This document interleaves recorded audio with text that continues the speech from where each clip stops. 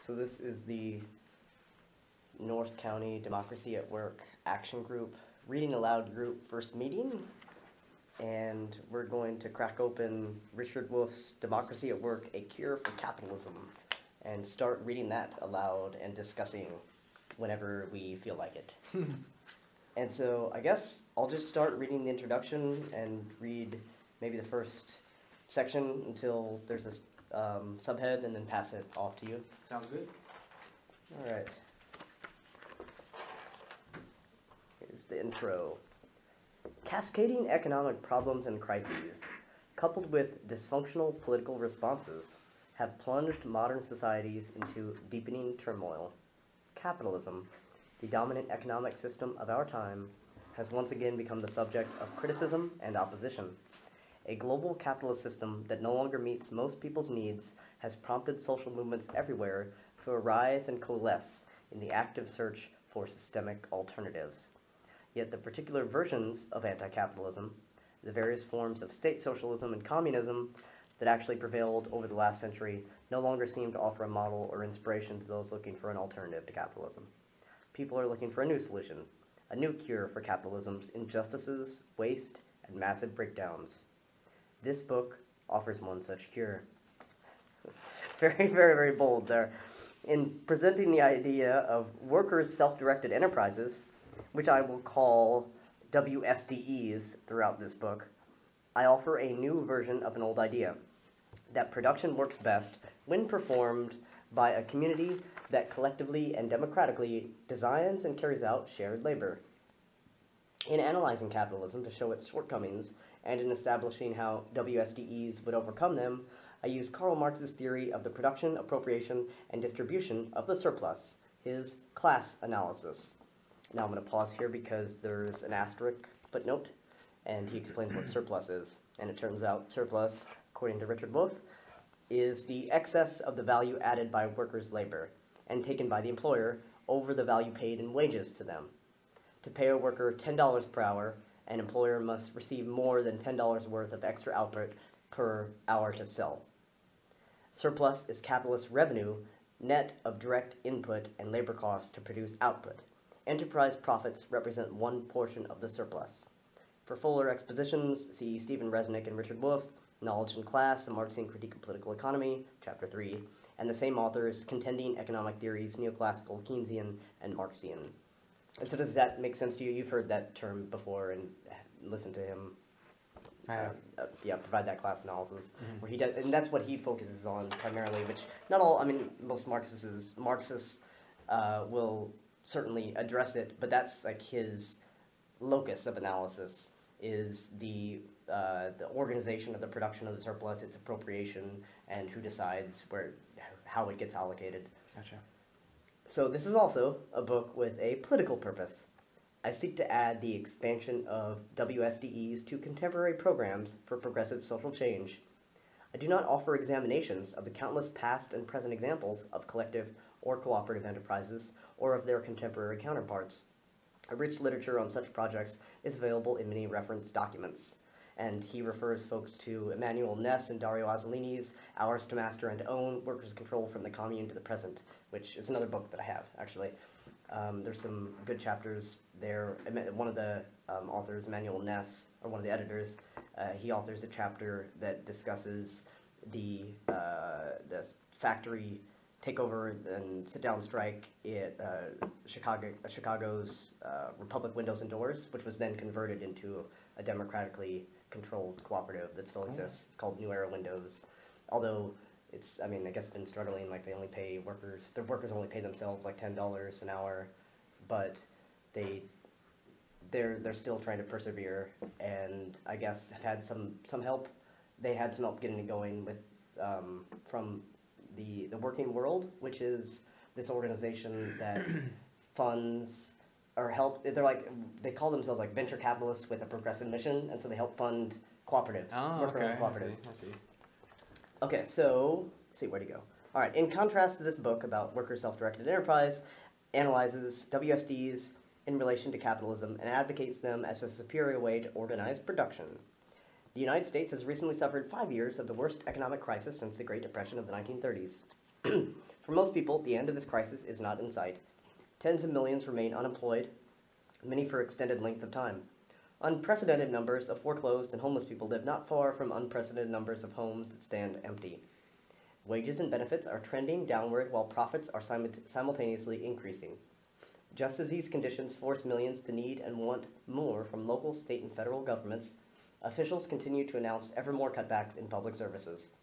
This crisis is reminding millions about capitalism's inherent instability, its historic failure for centuries to prevent the recurrence of downturns, and how poorly, unjustly, and cruelly it typically manages them. Yeah, sure. A Tale of Two Crises? Yeah. Tale of Two Crises. The current economic crisis comes after a period of 30 years during which business interests rolled back the New Deal that saved capitalism during the Great Depression of the 1930s.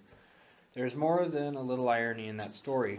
The 3 years after the 1929 crash both shook and ended capitalism's roaring 1920s, as well as the Republicans' hold on the presidency. A centrist Democrat, Franklin Delano Roosevelt, became president. He and his party worried, as did Republicans then, about deficits and balancing Washington budgets.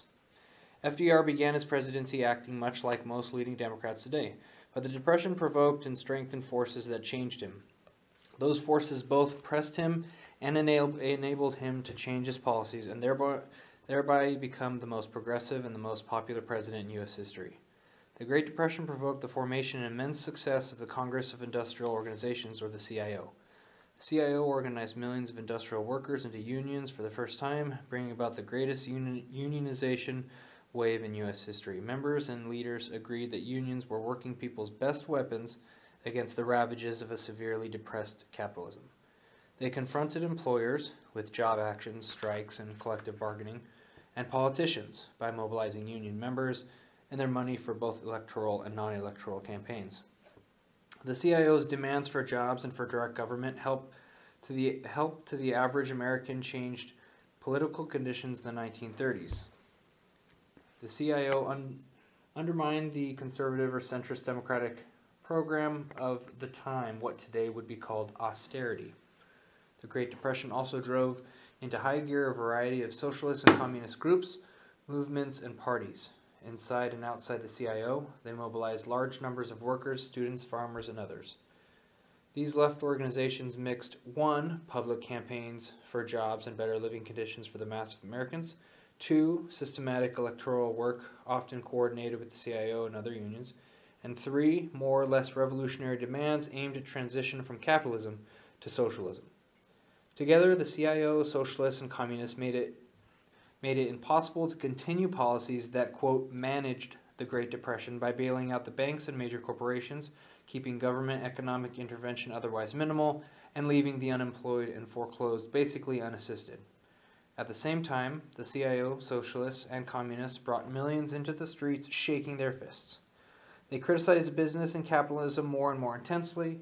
Those actions and I feel like they criticize business and capitalism. I think we're kind of seeing that in our own contemporary way with things like Shkreli and the big pharma issues of hiking those types of drugs up. Yeah. It's kind of The EpiPen. the EpiPen issue. It's kind of like a very acute view of exactly how the capitalist mentality of profits. Profit-driven motives, as Wolff talks about a lot in his talks, how we can see that very starkly, and everyone can see it. It's frontline news. It's great that it's like something everyone can see. It's very widespread. Those actions prompted and enabled FDR to present big business and the richest citizens, the business and power elite that included his own family, with a plan. On the one hand, they could accommodate FDR's demands for taxes on businesses and the rich to be used to meet major social welfare demands of the CIO, socialists, and communists. FDR believed he could thereby satisfy enough mass social needs to preserve the capitalist ownership and production systems intact, though they would be more regulated than before. On the other hand, if big business and the rich refused, FDR warned that they would soon face a population led by increasingly anti-capitalist forces seeking much more fundamental changes to the system. FDR's plan split the ranks of big business and the rich. Enough of them agreed to higher taxes on business and the rich to allow FDR to offer a parallel deal to the left. He urged them to be reformers, not revolutionaries, to keep demands for going beyond capitalism at the level of rhetoric, but not take them into practical politics. FDR built a powerful political partnership between that part of big business and the rich he had won over, and the unions and the left, despite some dissenters on both sides of the equation. That partnership never fundamentally challenged the boards of directors' dominant control over U.S. corporations. Major private shareholders continued to select boards of directors who continued to make the basic decisions of what, how, and where to produce and where to distribute the surpluses they appropriated from their workers. FDR's partnership proceeded to construct a kind of social democracy or welfare state in the U.S., a genuine New Deal.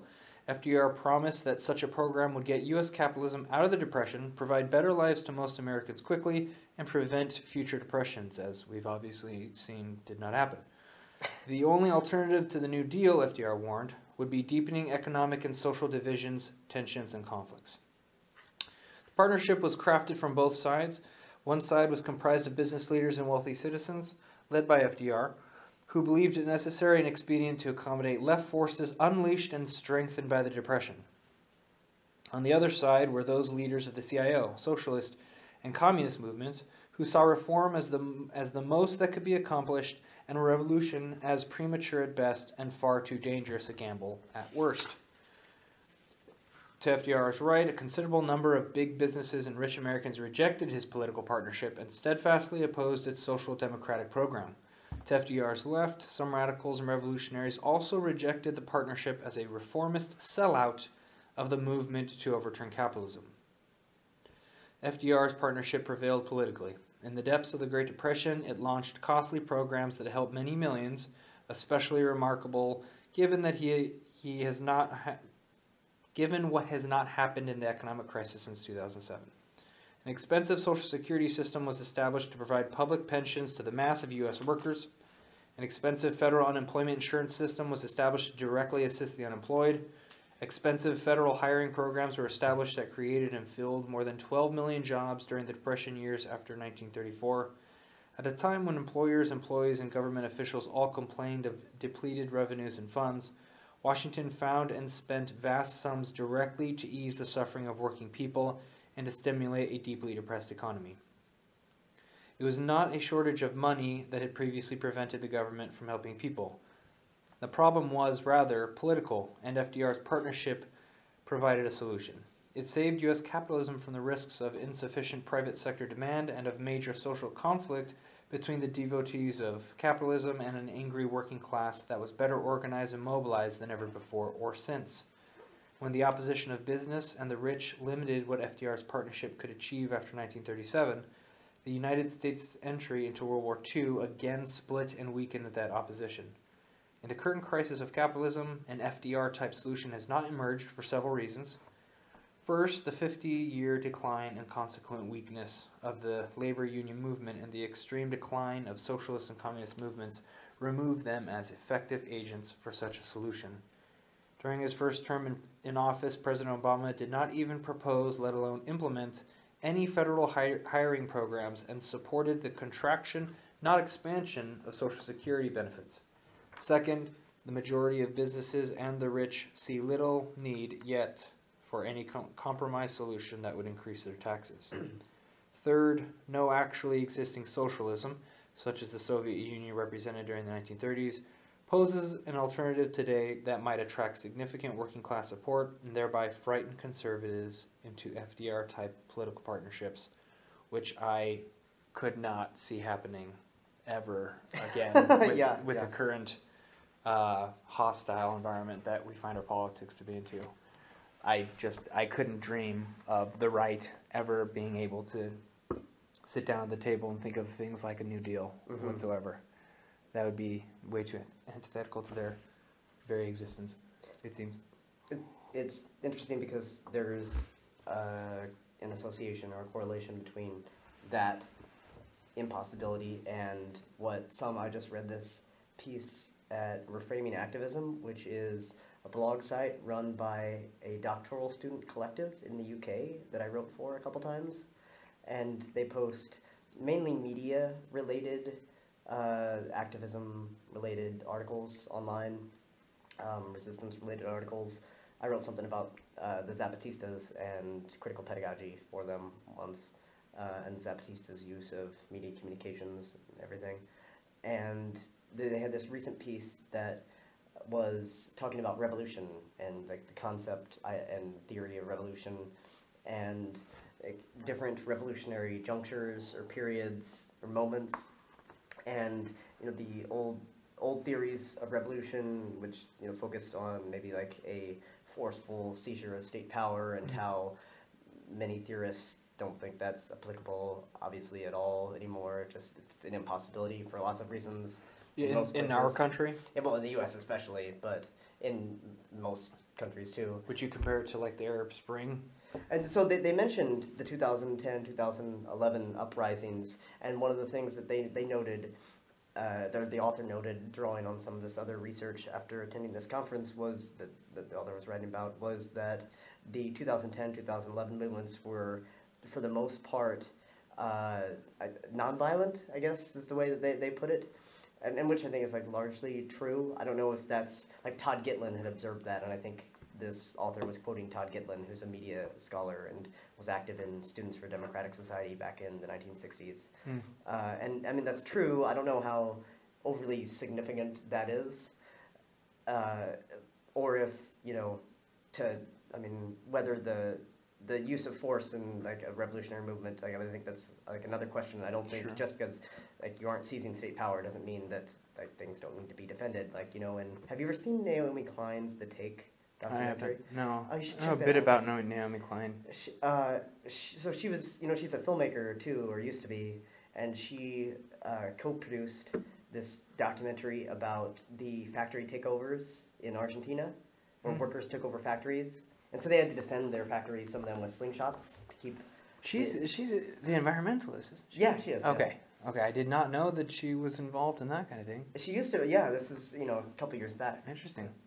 And so, but the reason that I mentioned the whole revolution stuff is not only, like, is that old revolutionary narrative maybe outmoded, but this author argued that there needs to be a new narrative, and rejected this idea of not just reformism, but the way that revolutionary theory is kind of just devolved into saying, oh, well, like there's no reason to like challenge things in a revolutionary transformative way anymore, and because it's just too difficult. It was too difficult, or there's maybe just not the whole like postmodern thing with the grand narratives, the rejection of grand narratives, and so it's kind of in line with that. That like it doesn't make sense to do that, and they're like, no, we kind of do need more of a grand narrative of sorts, maybe not totalitarian-like or all-encompassing, but something like that, because there's transformation that's needed for obvious reasons. Anyway, I'll read the next section. Cool. Political dysfunction worsens economic dysfunction. True story. The absence of a left-wing force from below has left the United States with a severe crisis, but without government intervention adequate to sustain a broad economic recovery. Instead, continued mainstream faith in neoliberal and neoclassical economics, which oppose government intervention on principle, yield insufficient fiscal stimulus measures, coupled with over-reliance on government debt. I'm getting a little thrown off by the underlining that I did, I guess, the first time that I went through part of this book. It threw me off a little bit, too. By the way, I'm going to be reading along on my my phone. Did you have it on all the I whole do. book? Cool. No, not the whole book. Oh, okay. But I'll purchase it by the time we get to Okay. it. Meanwhile, the Federal Reserve's monetary policy pumps massive sums into support for banks and global credit markets. This program seeks to save and bolster the largest businesses, both financial and non-financial, the stock markets, and the richest 5% of individuals who depend on those businesses and markets. These beneficiaries of public policy are also the key financiers for U.S. political parties, candidates, and officials. The latter devise and execute this rather classic example of a trickle-down economics program. Large and direct government assistance for business and the rich is supposed to trickle down and provide a recovery for the mass of people, too. However, the trickle-down economics program hasn't worked. Surprise! And for reasons that are not hard to discern. The government-enhanced wealth at the top does not trickle down in the real world. Instead, boards of directors continue to see their self-interest in not sharing the recovery funds poured into their hands. Thus, we experience continuing high unemployment, massive numbers of home foreclosures, declining real wages and job benefits, and inaccessibility of credit for personal borrowing. Stagnant consumption and investment are the results. They undermine the recovery of business and the stock markets. The global capitalist crisis deepens. What is to be done?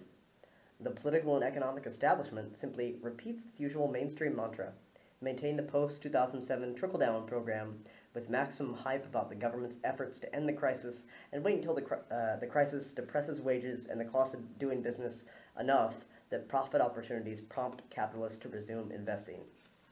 The establishment prefers to wait rather than to pay the costs of government intervention sufficient to overcome the crisis. Capitalism, it insists, will eventually produce an economic upturn. An alternative... Like a drug. Yes. An alternative, though predictable and inadequate, program has come from the still small but growing coterie of Keynesians. Didn't know they were still around and a thing. They have been reinvigorated by the crisis, much as John Maynard Keynes' intervention, their inspiration, was produced by the 1930s crisis. They want a much bigger government fiscal stimulus paid for by bigger temporary budget deficits. They insist that the rising national debt can easily be offset later once robust economic growth resumes. I'm going to guess Paul Krugman is the prototypical Keynesian of sorts, or neo-Keynesian. They are quite confident that a bigger stimulus will solve what they see as the problem, returning to a normal capitalism from a crisis-ridden capitalism. The struggle in Washington continues between a somewhat crisis-weakened but still dominant mainstream and its very moderate Keynesian critics. Both sides speak and act as if their positions mark the limits of legitimate debate and fully exhaust the space of economic policy options. It took the explosion of Occupy Wall Street to open that space to the other non-mainstream and non-Keynesian options. These options were always available, but have long been repressed by business interest and their political, media, and academic allies. This book is devoted to one of those other options. So, quick question. Yeah. So, it seems like what we're missing is enough academics to justify a non-Keynesian kind of outsider point of view like Wolff's done.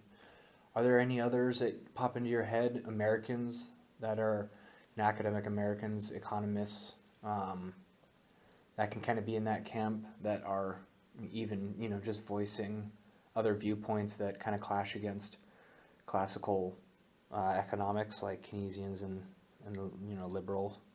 I mean, there are some that kind of fulfill that critical public intellectual Like a mild way? What's that? In like only in a mild way, or? I mean, they aren't maybe as economically focused sometimes as Wolff is. I mean, like Chomsky's an obvious person that does that sort of thing. Also, Karl Purvitz, who does something similar. He's a political economist, and also an historian. And he's a big proponent of what he calls a pluralist commonwealth, which has a mix of cooperative ownership and network cooperatives that are backed up by anchor institutions like universities and hospitals that can't just pick up and go. I see. Due to offshoring or whatever. But it's slightly different emphasis than Wolff, although they've been in dialogue before. There's also like David Harvey, who I mentioned to you before, who has a different Marxian analysis and I think a different vision than Wolff does. Not nearly as excited about the WSDs, but still like very brilliant breakdown of the way the system operates. And then there's, did you have somebody in mind? Or no, were you just asking? I'm just curious about when we might be able to speak of Wolff as we speak of Krugman.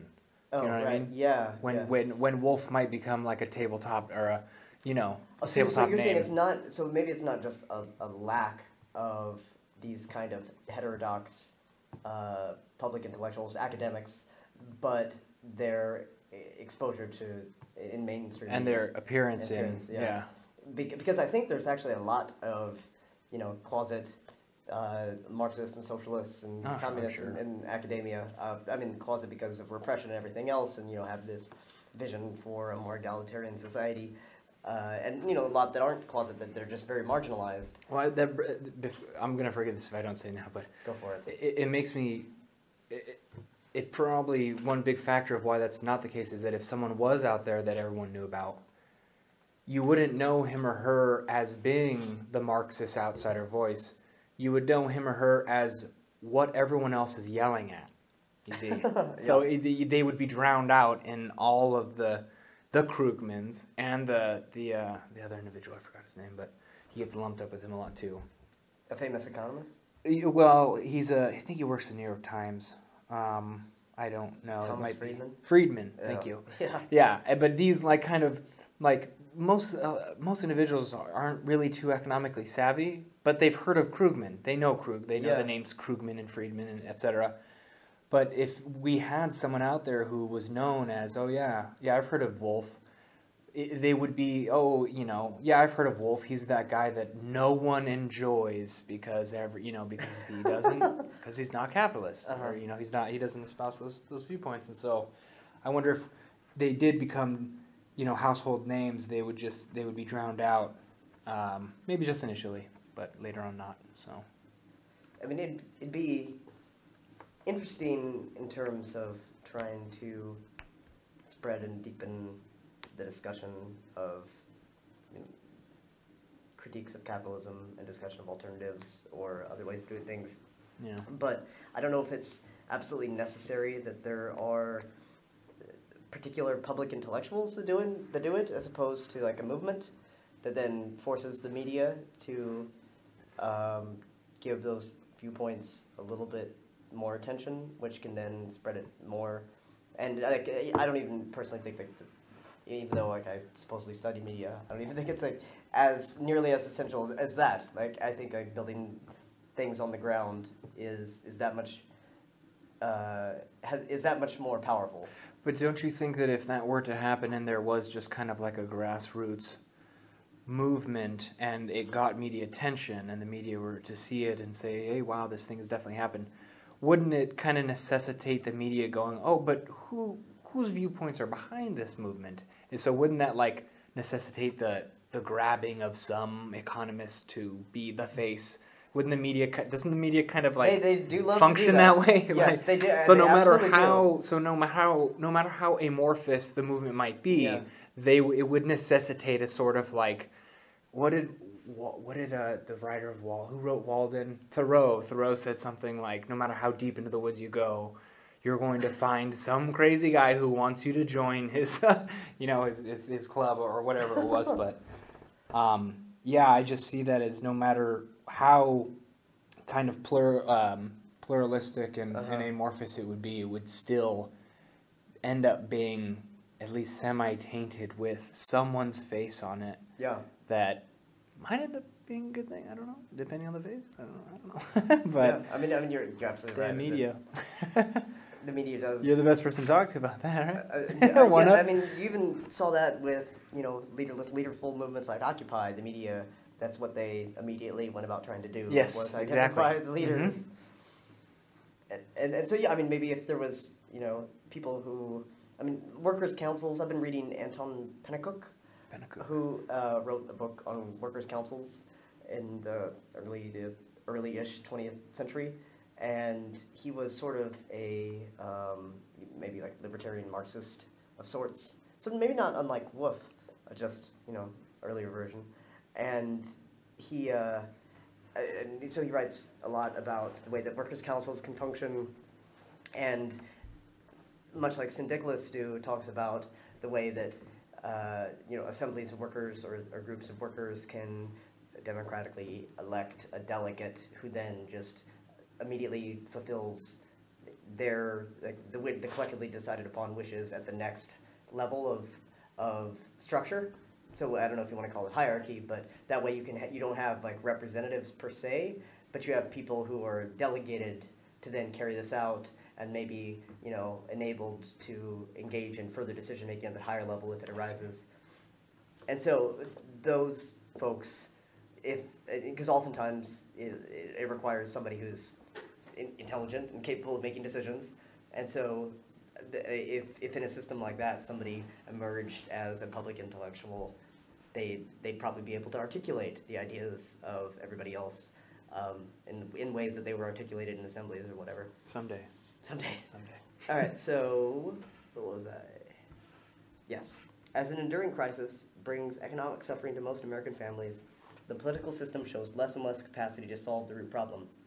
Indeed, growing numbers of Americans see the political debates in Washington as irrelevant or even detrimental to their concerns. So true. Very prescient he was. The mainstream trickle-down policies of George W. Bush and Barack Obama appear to pander to corporations in the rich while bypassing recovery for the mass majority. You know, it's more than just appearance. I think that's what they did. Because massive government borrowing helped to pay for those policies, national deficits and debt rose quickly. Now both political parties bicker over the details of austerity to reduce those deficits and that debt. They debate larger versus smaller cutbacks in public services and public employment.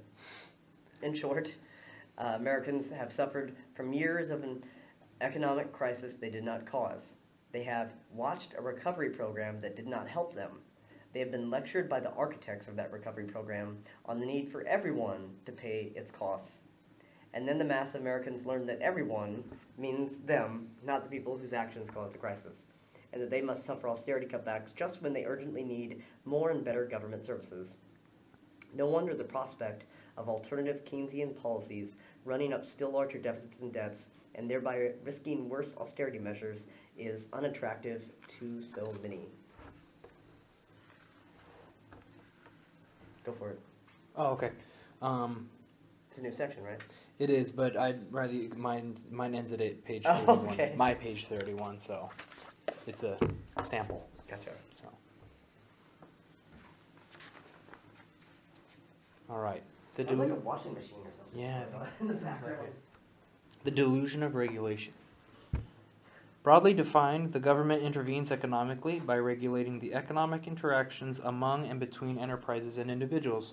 It does this by taxing their activities, earning income, owning wealth, spending money, and so on, and by making rules governing those activities. However, the real contents and effects of government regulations depend on the interests that govern their design and implementation. The New Deal era taxes on business and the rich and regulations of enterprise behavior prove vulnerable and unsustainable. The enemies of the New Deal had the incentives, profit maximization, and the resources, their returns on investments, to undo many of its reforms after World War II, with ever greater effect in the period since the 1970s. They systematically evaded, then weakened, the taxes and regulations of the New Deal, and eventually, when politically possible, eliminated them altogether. Business profits funded the parties, politicians, public relations campaigns, and professional think tanks that together shaped the real social effects and historical decline of government economic regulation.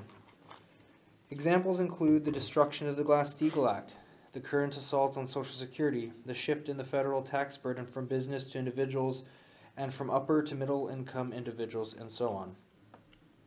Unions, the left, and the progressive wing of the Democratic Party, even when in power, proved unable or unwilling to secure the federal government's commitment to New Deal policies. Proposals for new New Deals therefore strike many today as fundamentally inadequate given that the system's dominant institutions, capitalist corporations, retain the incentives and keep obtaining the resources to undo any such New Deals. To the dismay of Keynesians, their critiques of mainstream economic policies and proposals of New Deals draw little enthusiasm or support. Regulation, deregulation, and re-regulation strike ever more Americans as a delusional misunderstanding of where the basic problem lies. You want to keep going? Yeah, you can keep going. A cure for capitalism. An increasing number of people are seeking a very different solution to the economic and political morass engulfing the United States and beyond.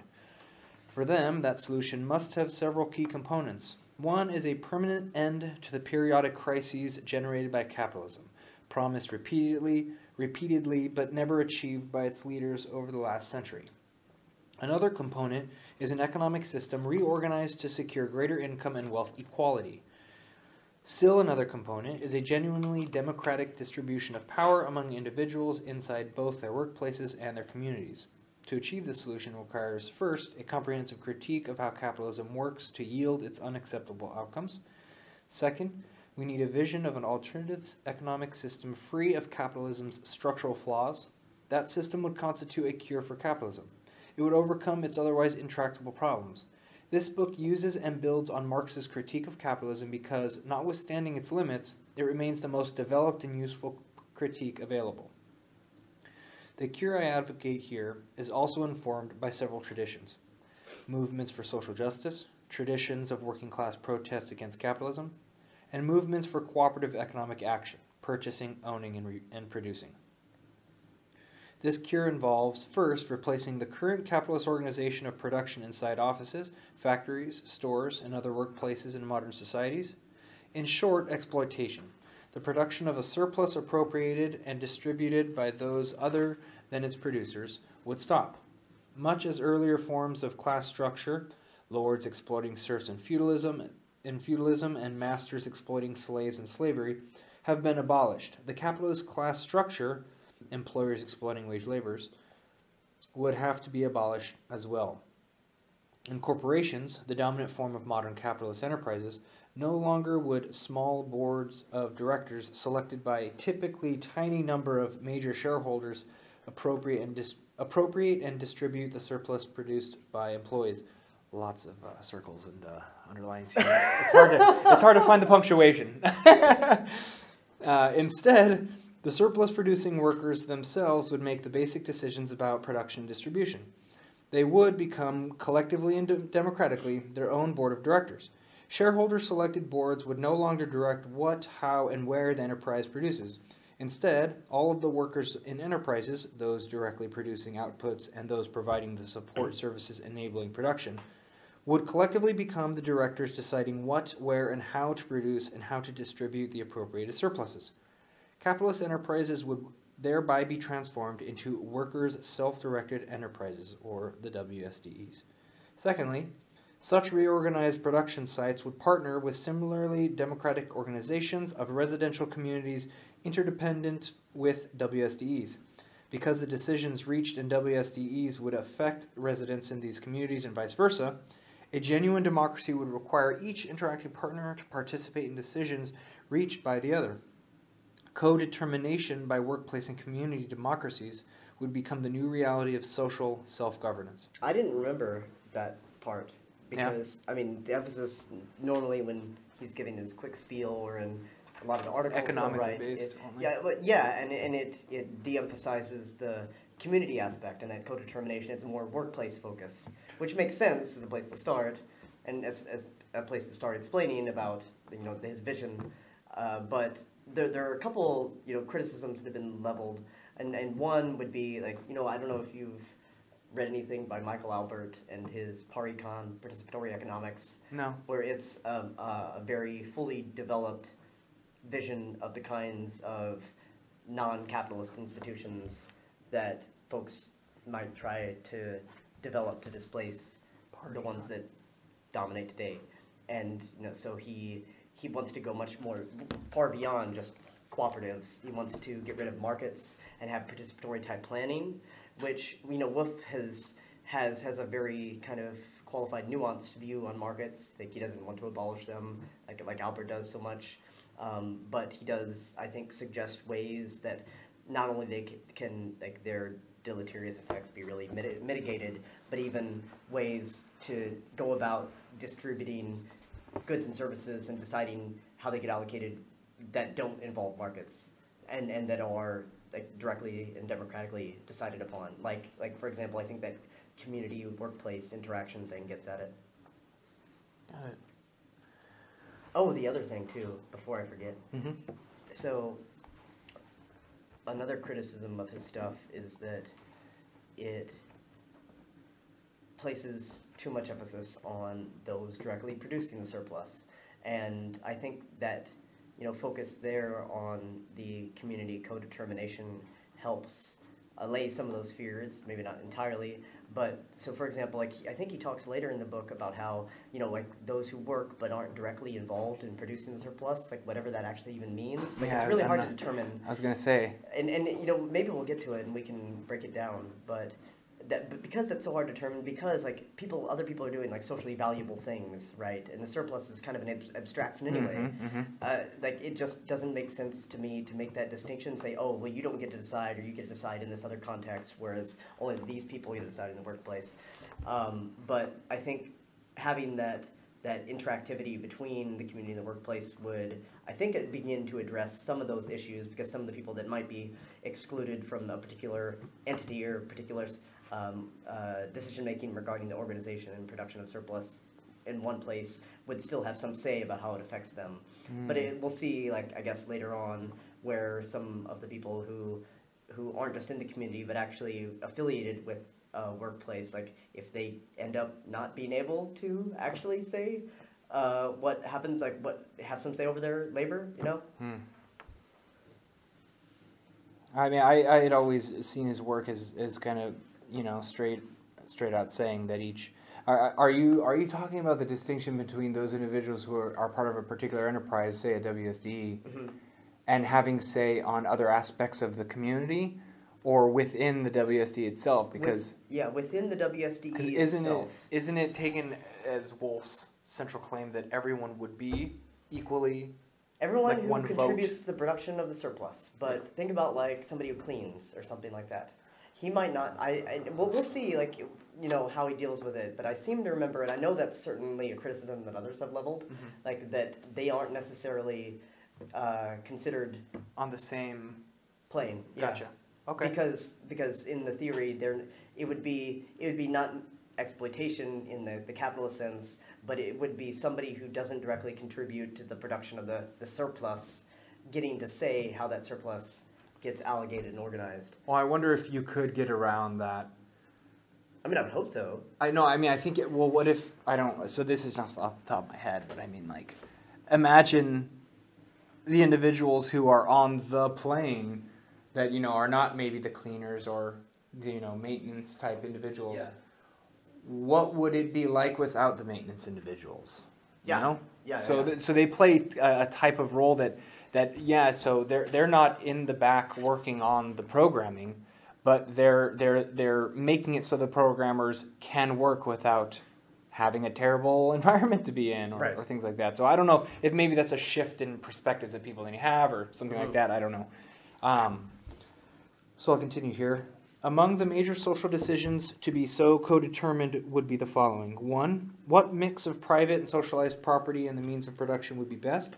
2. What mix of markets and planning would be preferred as means of distributing resources and products? And 3. What mix of representative and direct democratic decision-making should exist within both workplaces and residential communities? The democracies at both social sites would make and continually adjust these decisions collaboratively. Such a reorganization of workplaces, coupled with the institutionalization of democratic co-determination, would effectively end capitalism. It would mark yet another milestone in human history, following the earlier transitions out of slavery and feudalism as organizations of production. The disappearances of slaves and masters and lords and serfs would now be replicated by the disappearance of capitalists and workers. Such oppositional categories would no longer apply to the relationships of production. Instead, workers would become their own collective bosses. The two categories, employer and employee, would be integrated within the same individuals. I remember reading that and loving that type of idea, making them both into the same type of thing. At the same time, reorganizing workplaces in this way would be different from the historic efforts in the 20th century to go beyond capitalism. Unlike those traditional state forms of socialism and communism, it would no longer be enough to just nationalize productive property and replace markets with central planning. The crucial additional, and hence transformative element, would be the reorganization of all workplace enterprises to eliminate exploitation. Instituting WSDs would structurally position workers as appropriators and distributors of any surpluses they generated. The state would thus become dependent for its revenues, operation, and very existence on receiving distributions of portions of the surpluses from the self-directed workers themselves. The power imbalance between states and their populations that haunted the last century of socialism and communism would thereby be structurally overcome. In this way, we could establish the material basis for the eventual withering away of the state that many Marxists envisage. Reorganizing production so that workers become collectively self-directed at their work sites moves society beyond both capitalism and the last century's actually existing socialisms and communisms. In that sense, WSDEs represent an alternative to both capitalism and traditional state socialism/communism, an alternative to systems that accord directing power inside enterprises either to private capitalists elected by shareholders or to state capitalists selected by government or party. In WSDEs, decisions about production and distribution of outputs no longer primarily serve small subgroups, receivers of profits, dividends, and capital gains, rather than the majority of workers and their communities. Social criteria, democratically determined by self-directed workers and community members, would replace the drive for profit and accumulation in investment and all other economic decisions. So that I wanted to just comment on that for a second because he's Can you read that again? Sure. That sounds... Social criteria, democratically determined by self-directed workers and community members, would replace the drive for profit and accumulation in investment and all other economic decisions. Social criteria.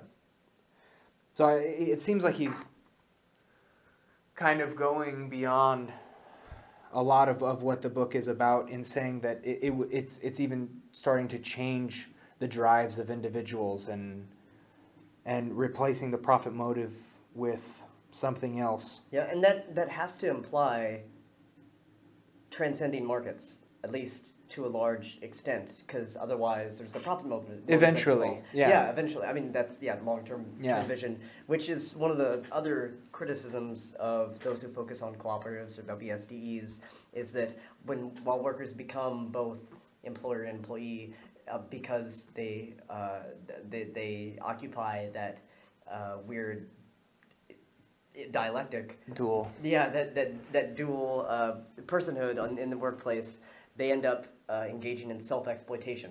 So insofar as markets still exist, because they're still having to try to produce for a profit and compete with other firms. Wow, I did not think about that. So that's a very transitory or transitionary part of it. Wow, I didn't think about that.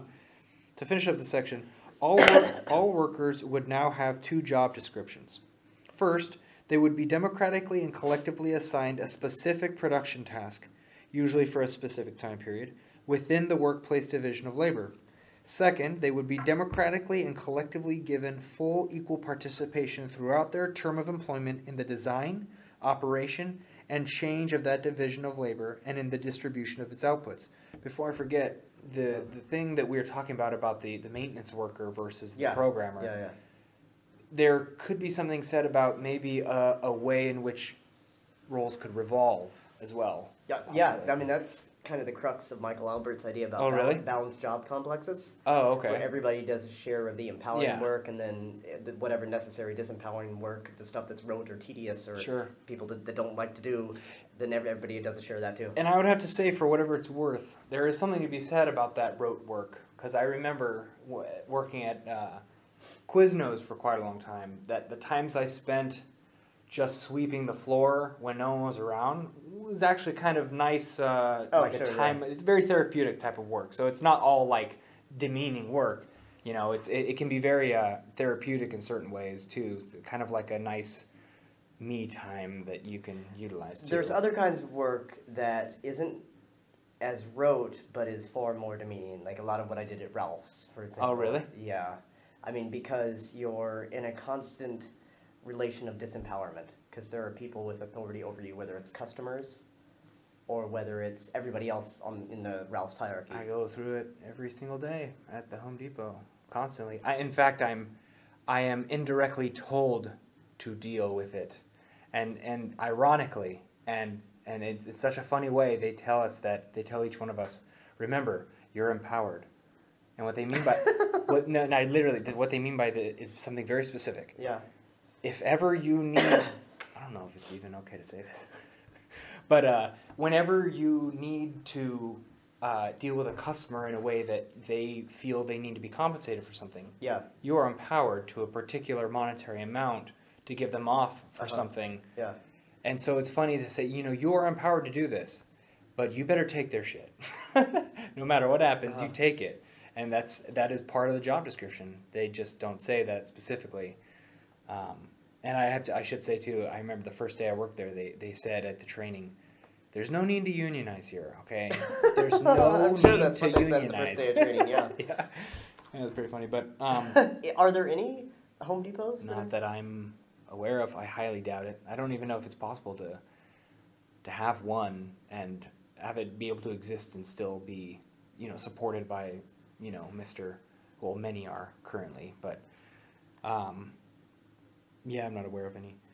So to continue with this last portion of this section, all workers, I'll just repeat this part, all workers would now have 2 job descriptions. First, they would be democratically and collectively assigned a specific production task within the workplace division of labor. Secondly, they would be democratically and collectively given full equal participation throughout their term of employment in the design, operation, and change of that division of labor and in the distribution of its outputs.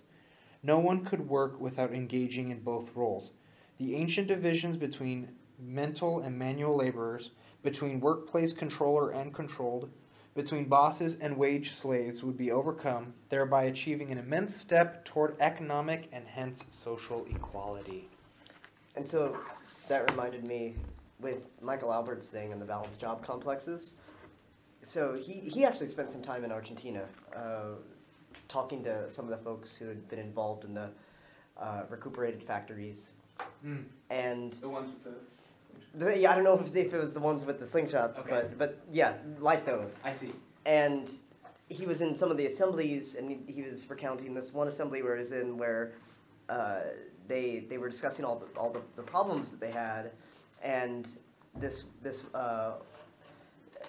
anyway, like they were discussing like all the difficulties that they had in trying to maintain this like horizontal enterprise, and one of the problems that he pinpointed was that they kept the old corporate division of labor, and so those doing, like, whether it's the rote and tedious and disempowering work or the work that doesn't allow for you to maximize your creative capacities, might be a better way to put it. He doesn't, I don't think, put it that way. That's a good way to put it. But when that's what you're primarily doing, and so I don't know to what extent Wolff actually does address this, but if that's, say, your main job at that WSDE, like sweeping the floors or doing what I did at Ralph's, and then you also still get to engage in the decision-making, well, you're coming to that decision-making having been trained not to make creative decisions, not to exercise those intellectual faculties. Which can be a problem because, and not only because like that person's incapable, because a lot of people could obviously overcome that and still make smart decisions, but those who do consistently engage in the more empowering work feel that much more empowered when they get there, and when they're deciding what to do with the surplus or whatever, and so they feel more comfortable speaking and more comfortable trying to persuade others. They have a self-concept that makes them feel like they're the ones that are supposed to be there on a very far off level, but yeah, they have a certain self-concept that dictates the way that they experience the meeting and experience the decision. And then process. what ends up happening, like at least in Albert's analysis, is then that division of labor becomes that much more entrenched, and maybe they start paying themselves more because like, oh, well, we're doing this more important, right? We're the ones that are making the important decisions. Would they be able to do that? I mean, who knows? Like, it depends on what policies are put in place or what rules. But I mean, at least that's like in theory how it could go downhill, which seemed to be the case. Maybe not nearly to that extent, but there were problems that were arising for that very reason in those Argentina factories. Got it. So where did you stop? The bottom of the I section. see. All right, building support for the cure. To win some of these subheads. To win social approval for the creation and sustenance. They're intense. Yeah. To win social approval for the creation and sustenance of WSDEs inside modern economies, a number of different campaigns could be pursued. A government program of financing and supporting new WSDs could focus on the unemployed. FDR's model of federal job creation, for example, could be modified to provide specifically for the unemployed to regain work within self-directed enterprises. WSDEs would thereby become a significant kind of enterprise alongside traditional capitalist enterprises. Another parallel campaign could stress the social benefits of giving citizens genuine freedom of choice between work within a traditional hierarchical capitalist enterprise or within a workers' self-directed enterprise. That choice doesn't currently exist. This campaign would advocate extending government programs that assist small businesses and minority-owned businesses to include a major program for workers' self-directed enterprises. In such programs, government would provide subsidies, incentives, and technical support to particular kinds of enterprises because markets dominated by capitalist enterprises would otherwise destroy them, and because their existence provides important social benefits. Really quick question for you. Yeah. What do you think would be one of the examples of a sort of blowback that would happen if one of our presidents, say a Clinton or something, came up, or not, well, rather not the president, but they tried to push through some kind of enactment that even just recognized the importance of types of enterprises like WSDs? What do you think would be the type of blowback from, say, the right, who might view this as like a, to put it very simplistically, like, oh, it's communism, something like that? Would you see that not going over very well with a large portion of the electorate? Even if, so to be specific, even if it was just a law coming out that would somehow maybe give some kind of small subsidy benefit to small business WSD type of. So there's a lot of that at the municipal level. Not a lot, but there is. It exists. In fact, it's kind of been growing. And sometimes it actually receives, Garl Purvitz talks about it too, sometimes it actually receives support from small business owners, from those who would normally identify or affiliate with the right. Because they're like, oh, it's providing jobs. And, most of that's not a WSD. It's more like a worker-owned enterprise. Yeah. So, you don't have control over your work, and you're not deciding really what this, how to together collectively decide what to do with the surplus. But you have some kind of shares. You have a share, yeah. And some of those are more democratic than others. Like even, I think, Huck's gas station, I don't know if they have those around here. That might also be a Midwest thing. Winco, right down the street. Oh, yeah, it is, isn't it? It is a Winco. Big old emblazoned letters in the front, employee owned. Yeah, I debated working there instead of Ralph's when I was trying to supplement my adjunct income last fall. But Ralph's was in Oceanside and I could walk there. But I haven't heard anything bad from the employee. I've asked some of them, I shop there a lot. I ask them sometimes what they think of it, and it's always it's never really anything substantive, but it's fine. It's never anything like this goddamn place. It's never something I would say about Home Depot. Yeah. But it seems it seems all right, but there's not much meat there. Have you asked them at all about what kind of control, if any, or what kind of decision making? No. It's always in passing. I'm always in the middle of buying my head of lettuce and so I'll try that next time.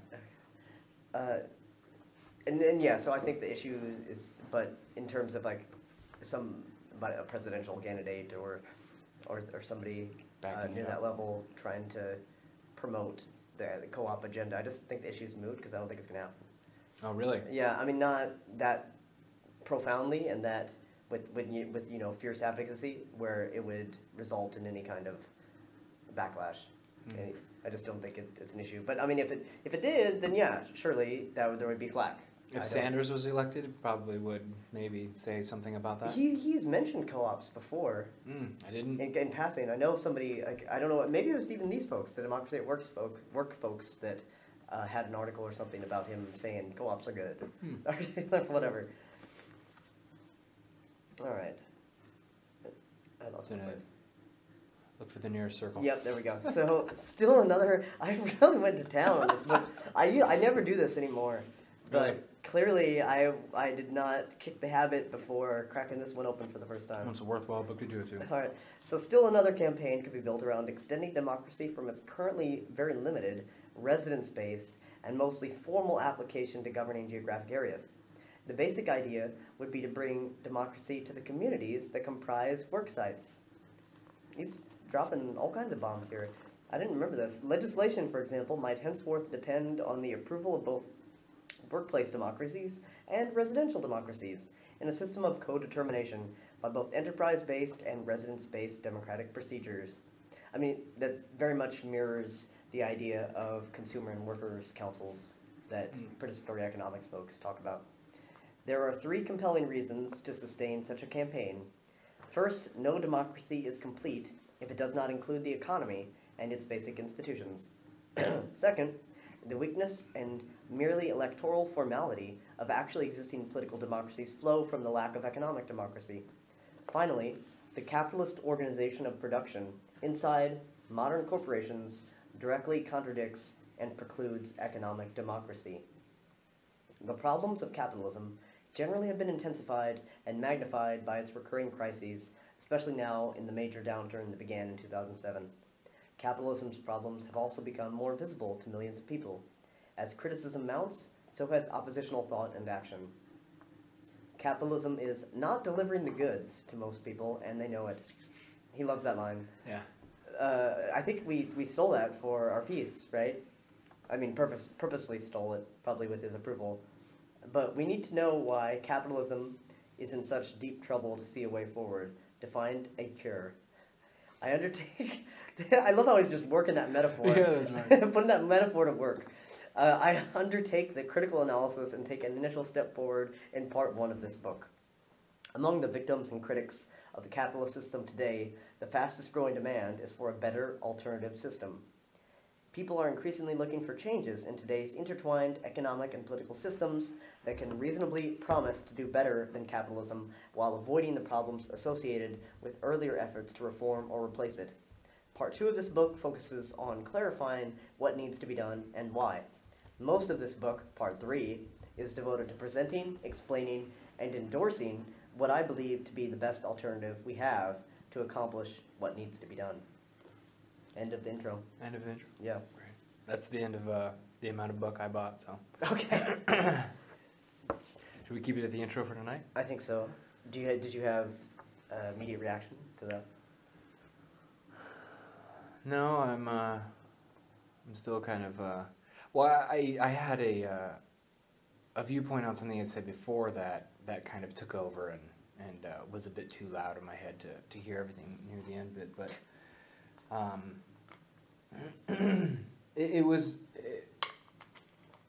I can't help but to feel a sort of, what's the word I'm trying to think of? I hate to think the fact that some critics might put this type of thought into the same camp as utopian type thought, as a slanderous type of critique, in that, and I think that every time he brings up the community aspect of it, because obviously knowing Wolff's work is mainly economics driven, and obviously it's very intertwined with the community, most definitely, but when he starts talking about how the community would become more, democrat in a certain way, not only do I not really know exactly what he means by that outside of the context of politics and like voting for your local superintendent type thing, but it seems like he's starting to kind of get at a sort of like, would these types of things produce a new type of person, is what I'm feeling that he's trying to get at. A person that is not driven by the profit motive, but more of a person that's focused on those around them and their general welfare, and the acknowledgement that they too are agents in this thing we call society. So when he was discussing all that in what certainly could be cast by some as overly utopian, it reminded me a lot of the community stuff, especially what Murray Bookchin was a big advocate of, who focused less, especially in the latter part of his life, on the economics, because he kind of shifted from a Marxian critique to embracing more anarchism, and then eventually had some kind of tried to amalgamate the best of both and also tweak what he thought was necessary, which ended up kind of downplaying a class analysis. But he was an advocate of libertarian municipalism, which there's a couple of books that are really interesting in terms, in fact, his partner Janet Beale wrote one on libertarian municipalist strategy, which isn't mutually exclusive with, say, like running folks for city council, but the idea being that that's not, you don't accept that representative hierarchical type of democracy as sufficient for the way that a community should be organized. You know, because it doesn't produce the kind of collective decision-making people that can cooperate and, you know, work together in the best way, and it's also disempowering and denies, you know, a lot of folks agency. And so libertarian municipalism is then based on assembly-style decision-making, where, I mean, kind of like what Occupy did, but more expansive. And so it's kind of a direct democracy, like very Athenian-like, which Bookchin loves, or used to love. And so you'd get like within neighborhoods, and then there'd be like nested neighborhoods, again, maybe with like delegates or something like that, or with the messages passed across or networked somehow. And so in these face-to-face assemblies, the face-to-face was really important for him. They'd deliberate and cooperatively come to an agreement, and that might be, you know, it might be one person, one vote, or it might be consensus, or it might be some kind of modified version of that, of either. Do you mind saying a bit more what you mean exactly by an assembly? Yeah. What that would entail? Because I can what I see is just a park full of people just kind of yelling about stuff. Did you ever get the chance to sit in on an Occupy General Assembly? No, I didn't. So I mean, and I'm assuming this is kind of what he had in mind, because it's actually practiced a lot in Latin America. It is where it became really popular in Argentina, especially after the 2000, 2001, 2002 economic crisis. That's where the idea of horizontalidad really emerged, this like horizontal relations. And so a lot of it was based in these assemblies, which some of them got pretty big and crazy, but others, like it's a group of people that like sit together, and then you have somebody that tends to facilitate, and you know there are issues that people want to discuss, and like the facilitator like will ensure that those issues are discussed, and then you can, you know, call on people when they have something they want to contribute, and then like eventually, like in Occupy, since it was consensus based, they would, after it's been discussed or modified, even was the idea behind it is that like if somebody has an issue with it, and then what's that issue? Let's talk that out, and maybe we can change it to address the issue without totally discarding it. So like tweak the idea collectively. Like a giant group version of the dialectic, almost. Yeah, kind of. Cool. And then so like once that was hashed out, then like they'd either like everybody would approve it or not, and that can take different forms. And so Bookchin was a big fan of that being the basis for a new society, and that being the basis for getting beyond capitalism. Is because then you could have these libertarian municipalist assemblies in the community or in the neighborhoods that would then, you know, speak to each other, network up, and then they make these other big decisions about, say, the economy. So he had more of like a politically focused vision in a sense. Do you think that a first version of that would be like these assemblies getting together to make these types of decisions, but then those decisions would directly go to actual representatives in the government to enact certain things, or would they, because I don't know what kind of decisions they're really going to be making that are not going to go through the actual political apparatus in place. Yeah, and so I don't... Besides, like, you know, let's clean up that park over there, or something like that.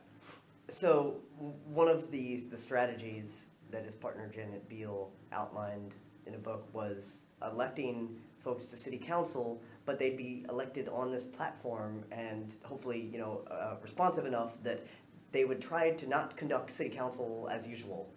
And so the focus is less on like, let's pass it up and get other folks to pass the legislation. It's like here, focus on the local level, on us transforming our decision-making body and doing it from kind of the inside in that way. Okay. And so it's like let's open up city council and have an assembly, or then like if one person isn't convincing enough to do that, then maybe like we hold an assembly outside the city council meeting, and then like I come in with that idea, and like hopefully it grows or whatever, and then eventually there's enough people on the city council where we just completely democratize it. It's sort of the impression that I got was that was more or less the strategy that he had in mind. Yeah, I think I'm like playing it out in my head in too specific a manner to put it in that way, of like everyone kind of agreeing with themselves from the get-go already, because they're all like-minded and they're all interested in that idea of being in an assembly that's kind of ad hoc and maybe not ad hoc, but just kind of not totally formal. And then completely absent, though, from that would be the individuals who don't even agree with that type of thing. And so there'd be a giant clash of a community. Half the community would be, or some, constituency, being made up of some wanting to do that, some not wanting to do it. But the ones that were outside of it would be completely alienated in a way. But that would, I don't know. I think I'm thinking of it too specifically, and I'm probably leaving out lots of facets that would probably relieve. That's certainly a potential problem, and one that would mirror the current function of pseudo-democracy. I think I haven't thought about that type of idea before, that assembly idea, enough to it's very fresh of an idea to me. So now I'm like, oh, but what about this and what about that and all that stuff. So I think I'm going to have to digest that for some time myself to come to a better. I mean, I would not be surprised if even when something like that were to develop very fully and really group a community like large chunks of community really embraced it, if there were still people who are just like, I don't want to do that, But and those would probably be the apolitical types that would be like, well, okay, let them take over. I don't care. And so there's always a danger there in reproducing some kind of power imbalance. And I mean, aside from the fact that people are denied agency, which I would say is kind of problematic anyway, and others are making decisions for them, maybe. I mean, the anarchist perspective would be like, well, don't make decisions that are going to affect those other people. That's kind of hard if you're like all living together in the same space, or if you're trying to decide about how to do something with collective resources or something. Yeah. But I would suggest that an assembly body like that is probably going to appeal to a lot more people than the current system, and would recover agency to a noticeable degree, because people would have that much more say, as opposed to just electing somebody to decide for them, because they'd be directly deciding those issues themselves. I think because I'm a child of this hostile political environment, I can't visualize it. I see someone like lots of left-leaning individuals enjoying this type of thing. But then the right-sided individuals looking at it and just seeing it just as so antithetical to what they think. And I think that could go both ways too. If let's say the individuals on the right would like to do something like this, and they start this thing and really get going, and imagine if you're a left-leaning guy and kind of see this happening at the city hall one day, maybe third Monday of every month or something, and you go and you just feel so alien because your issues that you think are important are maybe not even brought up ever whatsoever. And so that would still create like a clash. But again, like I said, there would probably be some type of component to this that would necessitate bringing together those outside, the opposite individuals. Like Hegel said, the philosopher Hegel said something like, every thesis has its antithesis inside of it. And so maybe there would be some kind of cool... Have you seen World War Z? No. It's not really worth saying, but this will connect, I promise. But there was this guy who represented this kind of like, I think he was called like the 9th man or the 13th man or something, where his job was to, every time the entire group of people agreed on something, he had to disagree to see if it would bring about something. And so maybe there'd be some component in this type of assembly type of construction, political construction, where you would have to include others' viewpoints on the platform to make sure that you're not just, in an echo chamber. Yeah, I mean, I think that's implied by at least the best visions of how assemblies are conducted, is that there is supposed to be dissent, and even consensus-based decision-making, which is not how all assemblies function. But even that, it's supposed to firmly address dissent, and it's supposed to cultivate dissent, and that dissent is supposed to be what modifies the eventual proposal. Mm. Because somebody will say something and they'll be like, no, that doesn't make sense, and here's why, and they'll be like, all right, well, taking that into account, let's not do it, let's do it this different way. That's good news. and then also, like, I would imagine that while Bookchin was a fan of the face-to-face assemblies, that there are other ways of doing it, of being more directly democratic and still enabling folks that greater say over the decisions that are affecting their lives, that direct say through other measures, like because if you were just going to conduct a one person, one vote thing in an assembly anyway, then you could do that elsewhere. Sure, yeah. And there's also other ways of engaging in the dialogue that's really prided by the assembly structures. You could do that through mediated communication. Mm-hmm. Absolutely, especially nowadays, that would kind of have to be the way it would go. And it is really kind of interesting to think about how a movement like that could parallel movement campaign for the cooperative economy, or WSDEs, like the way that they could bounce off each other, and how necessary that would be, like what makes sense strategically. Sure. In order, whatever your goals are, I mean, it's important to kind of establish those first, or some vague idea about what you want to achieve. Like if it's just fully developed WSDEs, well, Wolff seems to suggest that the most fullest development, the most flourishing, would have to take place within this system of co-determination. But we could imagine maybe WSDEs still existing and becoming, imaginative exercise, but becoming dominant, and reducing the number of capitalist firms, but without that other kind of community-based change. It could happen. I can imagine like a society functioning that way. And then so, like, it depends then, I think, at least in part, like, in terms of strategizing, in terms of thinking about, like, steps forward, what your goals are.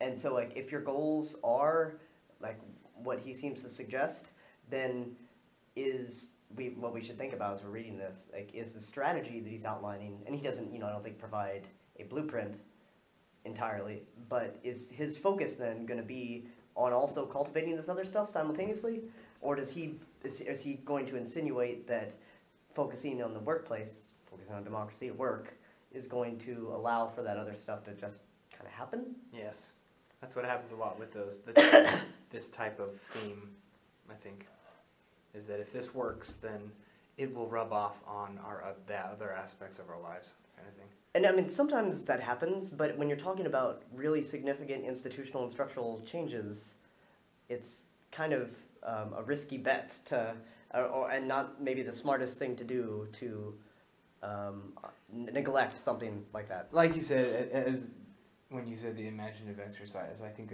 that's definitely very far in the future to think about those things. I think right now it'll be much more effective for us to think about the introduction of these things as opposed to their, dominance at least in the economic frame, and how that would affect the communities around them. I think it's my opinion that it would Sure. be more effective to think about, the transition phase between almost zero cooperative enterprises to, 5%.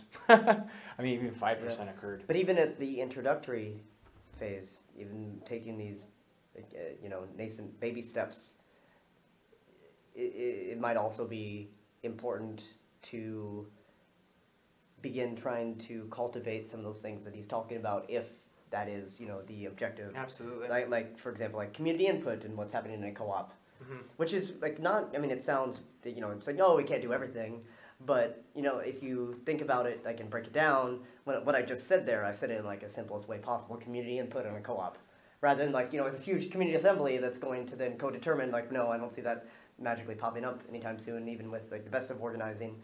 But having like some folks, whether it is those in like a local neighborhood surrounding a workplace, that like you try to gather together and like have some say, or you reach out to them somehow through mail or email or communications of some kind. I think that's a very good point. I think you're right. I think they can be spoken about together in that way. So because it would also, I mean, at least ideally reinforce what you're trying to do at the workplace too, which is something that anarchists and socialists and advocates of workers' control have long advocated, is that kind of community involvement, because you can't expect, because I mean, one, the workers are part of the community, and then also like if you're going to have to deal with some blowback, or if you're going to have to take up slingshots and then defend your recuperated factory, then it's going to behoove you to have the neighborhood support to help with the defense. And it doesn't have to be as dramatic as fighting off folks with slingshots, but like advocate or lobbying City Hall or whatever. Just the existence of something like a WSD in a neighborhood itself could be a dramatic thing, and so you're totally right. Just if we're here in North County, if we were to have some kind of a WSD, a cooperative, pop up somewhere, it would be pretty damn newsworthy, and it would kind of make its own sort of gravity around itself, and kind of bring in lots of news and make a name of itself right there, and kind of you're right, affect the community itself. Although I have seen right off the bat, I have seen incidences of worker-owned and controlled places, like coffee shops, that kind of just become their own niche thing. And granted, these are pretty small. I was going to say, yeah, if it's like a little corner shop that just like the role of coffee shop, might be kind of, not as, the local Walmart went co-op, but I would argue, I mean, even that, if I was, down the street from a co-op coffee shop, it would be pretty damn big news for me. That'd be really cool. Yeah, I mean, even in those cases, they often still serve as great organizing spaces. And so, like, they're a hub for that sort of thing. Oftentimes, at least in the ones that I've seen, some like marginalized, or others get very much, to use a play on words, kind of co-opted, and become very capitalistic. Like, I knew somebody who visited the East Wind Nut Butters Co-op. Never heard of it. Really? I think you can still get it out here. I mean, I know their products, I believe, are nationally distributed, but it's based, I think, in Missouri, like around southern Illinois. What is it? Nut Butters. What's a nut butter? Like, peanut butter, but they also have almond butter and cashew butter. Oh, nut butters. I was thinking of them like together as, have you had a nut butter type thing? Like a Jimmy John's. Yeah, Jim Jones. I'm saying that. But you mean like a Nutella type thing? Have you heard of yeah, Nutella? kind of. Okay, gotcha. And so No, I've never heard of them. Yeah, I guess they're a worker-owned enterprise, and partly worker-controlled in some respects. Oh, I was about to ask if it was kind of like a Winco type thing. A little more advanced than Winco, and in fact they have their own sort of like internal community, but it's become sort of this like enclave for folks, and it survives based on their full integration, or their fuller integration into basically capitalism, selling stuff for a profit. And so it's kind of stopped there. Like, they aren't really active in other movements. I see. But any concluding thoughts? I wonder if anybody's ever going to actually listen to our conversation. I will. Really? I'm pretty sure I will. Maybe I won't. I'll make my wife. Maybe 5 minutes. She is not exactly up her alley, so she probably won't. But as far as concluding, the only thing I can, I mean, I don't really have anything profound to say except that this was just the introduction, and so I'm definitely a bit excited about getting into more meat as far as fleshing out his actual viewpoints on these things and their applicability and how they could actually end up working out and getting some good concrete examples of them happening here in the country as opposed to just, like he mentions, Mondragon and Spain and those types of kind of, quintessential cooperatives. But yeah, I mean, it's just the introduction, so there should be a lot. And he threw some stuff out there that, like I said, I didn't remember, so I'll be really interested in paying attention to see how much some of that is developed or neglected. What year was this, right? 2012? 12? Yeah. Okay. So this was, I was thinking while we were reading, he was talking about, there isn't really any new dealers coming about, and it kind of made me think like, okay, so I wonder what, I've heard of his take on Bernie. Yeah. And obviously Bernie literally uses those words a lot of the time. And I think he definitely had a good viewpoint on him, but he definitely saw him as a bit, not quite as radical as he'd probably think one should be, in given the entrenched types of bad things going on right now. And the lead DW organizer, Betsy, was involved in the Bernie campaign, right? Yeah, she was. Yeah. Yeah, she was. It was like the social media manager or something? Yeah, that's right. That's right. I totally forgot about that she had said that. So, yeah, I would absolutely say they go hand in hand, but of course Bernie has to